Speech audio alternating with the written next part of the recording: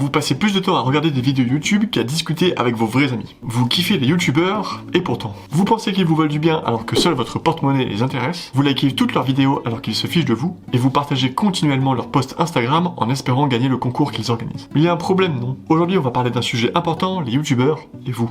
Vous le savez, il est assez simple de tomber dans l'excès de zèle pour son youtubeur favori. Et ça paraît logique, puisque vous vous sentez proche d'eux. Il y a une vraie relation. Enfin ça, c'est ce que vous pensez. C'est notre premier point. L'illusion de la proximité. Les influenceurs se présentent comme des personnes proches de leur public. Ils partagent leurs moments de vie quotidienne, ils vous donnent des conseils et des astuces, et même parfois des confidences. Vous entrez dans leur intimité, et de cette manière, ils gagnent votre confiance. Si vous leur faites confiance, ils ont déjà fait une grosse partie du travail, car lorsqu'ils vous proposeront un produit ou un service à acheter, vous hésiterez beaucoup moins à sauter le pas. Toutefois, cette proximité est souvent une illusion, une chimère. Les influenceurs ne partagent que ce qu'ils veulent bien vous montrer, et leur personnalité publique peut être très différente de leur vie privée. Par exemple, quand vous êtes sur Instagram et que vous regardez les stories de votre influenceur préféré, vous ne voyez que quelques fractions de secondes de la vie de cette personne, et vous en faites la base de leur vie quotidienne. Regarder 5 secondes de story et associer à un standard de vie, c'est franchement se fourrer le doigt dans l'œil. Et en plus, vous le savez très bien, mais vous avez là une vraie responsabilité pour juger pertinemment ce contenu. Ainsi, il est important de ne pas confondre cette image publique, qui est souvent édulcorée, avec une véritable amitié, celle que vous avez avec vos amis IRL. D'ailleurs, petite question, est-ce que vos amis cherchent souvent à vous vendre des choses? C'est l'objet de notre second point. Les objectifs commerciaux.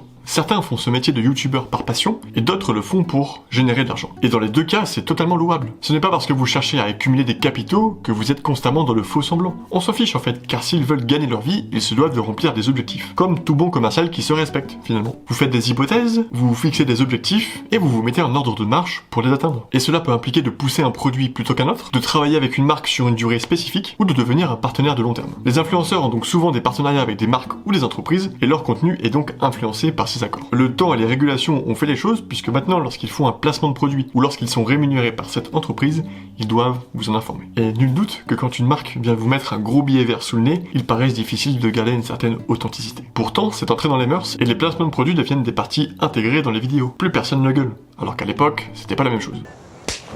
Non mais oh! Ainsi, les relations commerciales qu'ils ont avec les marques peuvent non seulement influencer le contenu, mais également le message qu'ils veulent vous faire passer. Ce qui peut parfois s'éloigner des intérêts du grand public, et donc de vous. Qui n'a jamais skippé la partie où il vous parle de NordVPN, ou lorsqu'il vous indique un lien de téléchargement pour ce jeu de combat de tank. Et c'est là où la barrière de l'écran intervient. C'est notre troisième point, les limites de la relation. On croit que tout est beau et rose, mais ce monde de bisounours a aussi ses limites. Il y a un biais que nous venons de voir, celui d'accumuler des capitaux en vous faisant acheter des produits. Pas sûr qu'une relation saine repose sur cette démarche. Et encore moins quand vous n'avez rien demandé. Ensuite, les influenceurs, bien qu'ils paraissent très accessibles, ne peuvent répondre à l'ensemble des sollicitations qu'ils ont sur les réseaux. Et si vous ne faites pas partie du cercle, il est souvent difficile de les contacter directement. Il paraît essentiel de rappeler que malgré leur bienveillance, les influenceurs ne peuvent pas répondre à l'ensemble des messages qu'ils reçoivent. Ils se font submerger tous les jours, surtout quand ils ont sorti une nouvelle vidéo par exemple. En fait, très souvent, les plus gros youtubeurs disposent d'un ou d'une community manageuse qui gère l'ensemble de leurs réseaux sociaux. C'est une décision d'autant plus justifiée quand ils cumulent plusieurs plateformes de création de contenu. Vous pensiez que votre youtubeur préféré vous répondait en direct, vous vous trompiez. Attention, je ne dis pas que ça n'arrive pas, mais quand vous dépassez les millions d'abonnés, difficile d'être présent sur l'ensemble des plateformes et surtout de prendre du temps pour répondre à tout ça. Notre point numéro 4, c'est la relation à sens unique.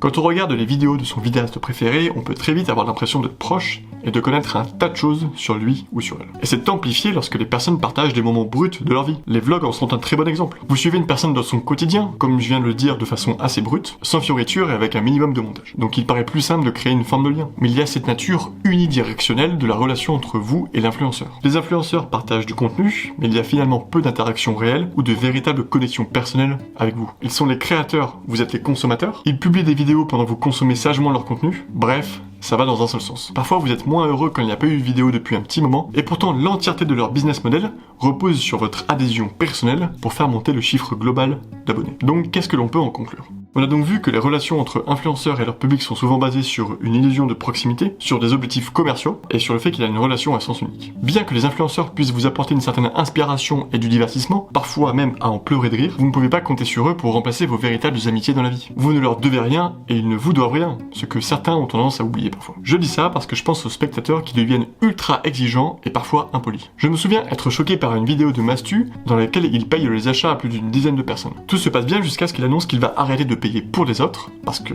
ouais, ça fait beaucoup d'euros quand même, et là, il se prend un retour de flamme de son auditoire. Je ne peux imaginer le malaise, la frustration et sûrement un peu de colère de mastu à ce moment-là. Vous les divertissez gratuitement, vous les aidez même parfois à avancer dans leur vie, et en retour, vous prenez des réprimandes. C'est le monde à l'envers, non ? Ainsi, les médias sociaux ont transformé la manière dont on interagit avec les uns et les autres. Les influenceurs qui ont des milliers voire des millions d'adeptes sur les plateformes comme TikTok, YouTube ou Insta ont un impact considérable sur leur public. Cependant, malgré leur proximité apparente, les influenceurs restent dans la sphère de leur plateforme, un monde à part. Alors attention, il existe bien évidemment des personnes bienveillantes et des youtubeurs qui essaient de vous faire avancer sans forcément vous vendre quelque chose, mais de manière générale, j'ai l'impression que ce constat n'est pas forcément le plus partagé. En guise d'ouverture, on pourra parler de plusieurs sujets, par exemple la responsabilité qu'ont ces influenceurs vis-à-vis de leur public, de leur démarche globale de création de contenu qui est quand même à souligner, parce qu'il y a beaucoup de travail derrière, ou encore de la soif de drama des spectateurs. Ces sujets pourraient être traités dans une prochaine vidéo. Merci pour votre temps et d'avoir regardé cette vidéo. Si vous avez aimé cette discussion ou cette réflexion, n'hésitez pas à mettre un like, à commenter ou à vous abonner. Et surtout, rappelez-vous de deux choses, les youtubeurs ne sont pas vos amis, et peut-être que vos vrais amis attendent un petit coup de fil de votre part. À bientôt!